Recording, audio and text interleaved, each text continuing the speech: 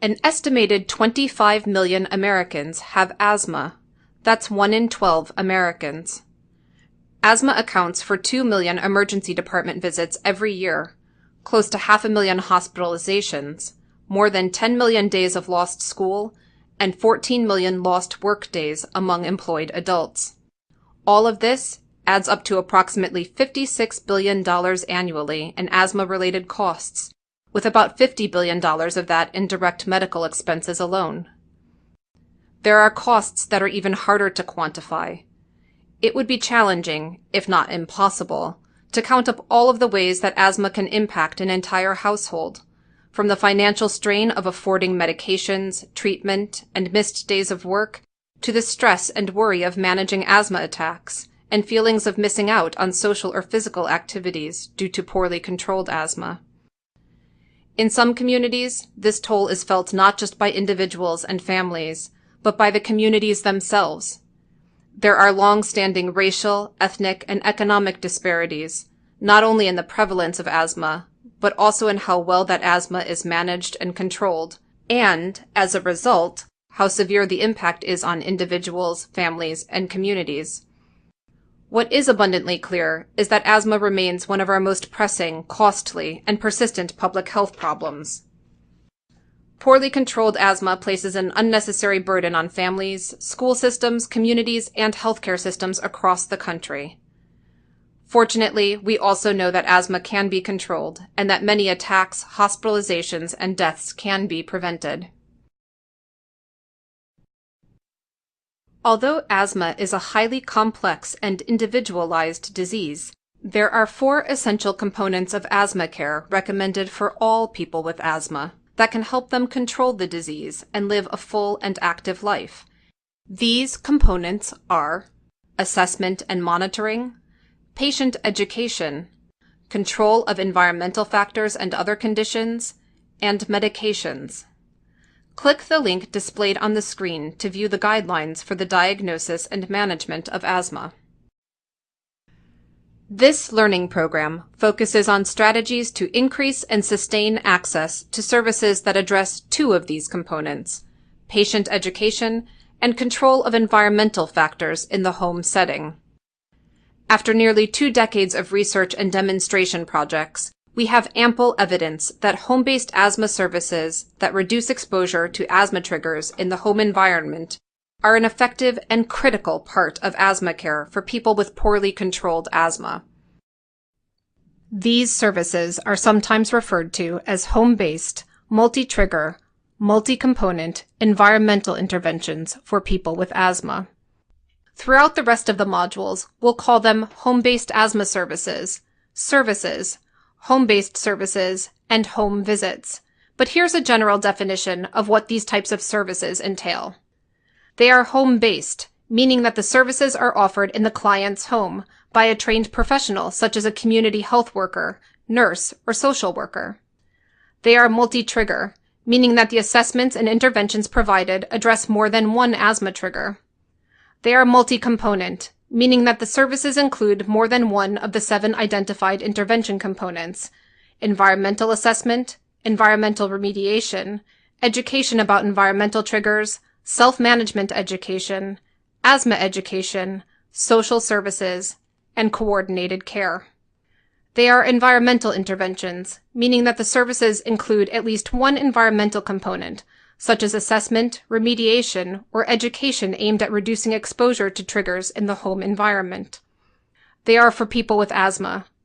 While all people with asthma need education about potential environmental asthma triggers, services to address the home environment are often most effective when targeted towards a subset of the population with more poorly controlled asthma. Click the link displayed on the screen to learn more about these types of services. There is very little question that home-based asthma services are an important part of comprehensive asthma care. When they are provided, most programs report an improvement in asthma morbidity, a positive return on investment, and a shifting of costs from treating worsening asthma to preventing it. Given this, it's no surprise that an increasing number of healthcare payers and state agencies are interested in putting these services in place. But what is the role of the healthcare sector in providing home-based asthma services? Are there real opportunities for state Medicaid programs to pay for these services?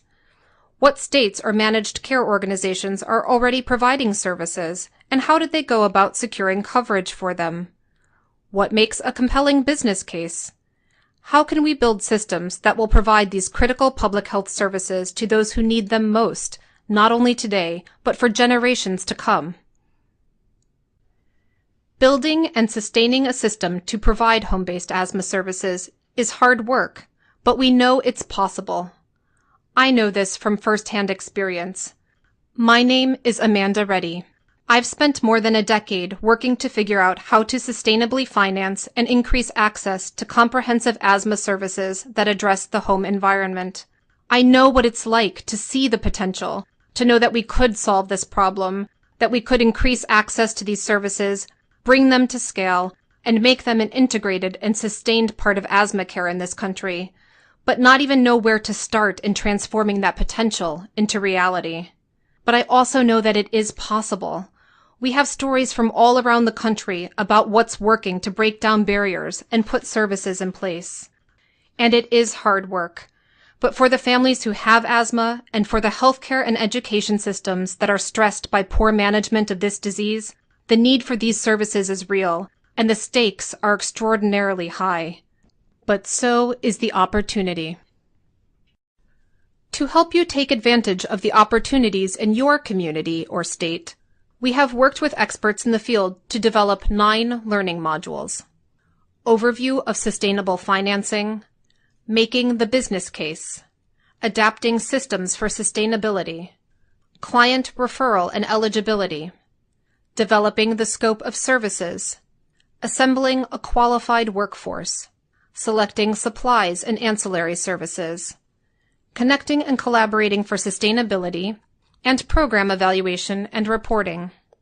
These modules are intended to equip you to tackle these important questions.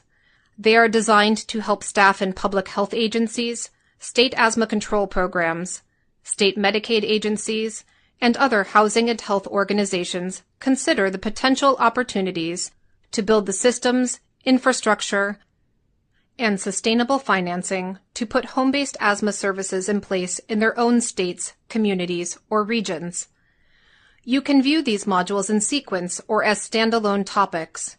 If you already know your way around Medicaid and healthcare financing, feel free to skip a module and focus on the topics of most interest to you.